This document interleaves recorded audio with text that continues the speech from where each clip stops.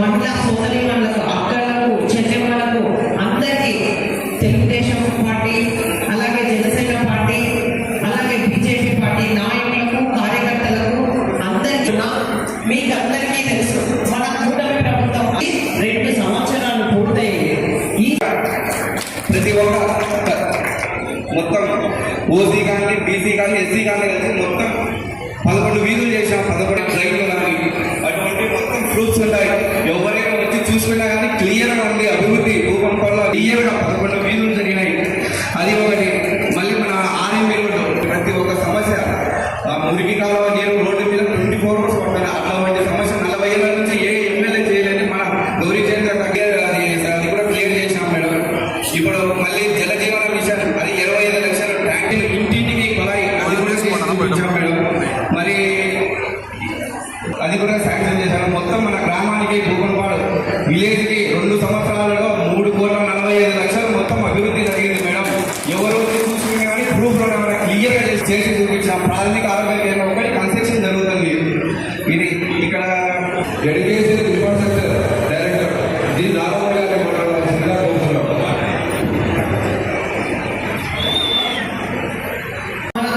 గతంలో గొడ్డలి పార్టీ అధికారంలోకి వచ్చినప్పుడు మనకి మన రాష్ట్రమే రావణ రాష్ట్రంగా మారిపోయింది.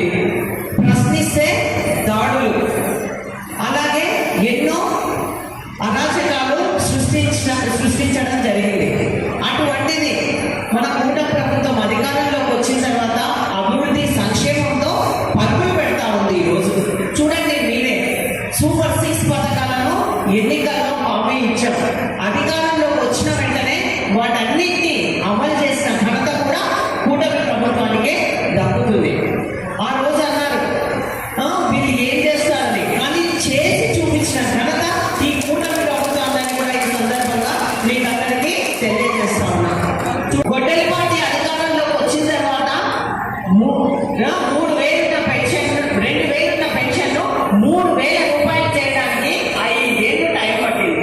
ప్రతి సంవత్సరం 250 మాత్రమే పెంచుకుంటా పోయినాం.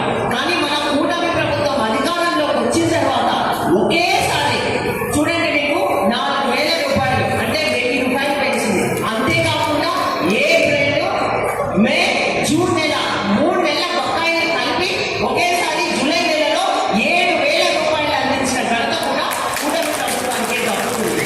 అంతేకాకుండా వికలాంగుల పెన్షన్ 3,000 రూపాయలది 6,000 రూపాయలు చేసింది.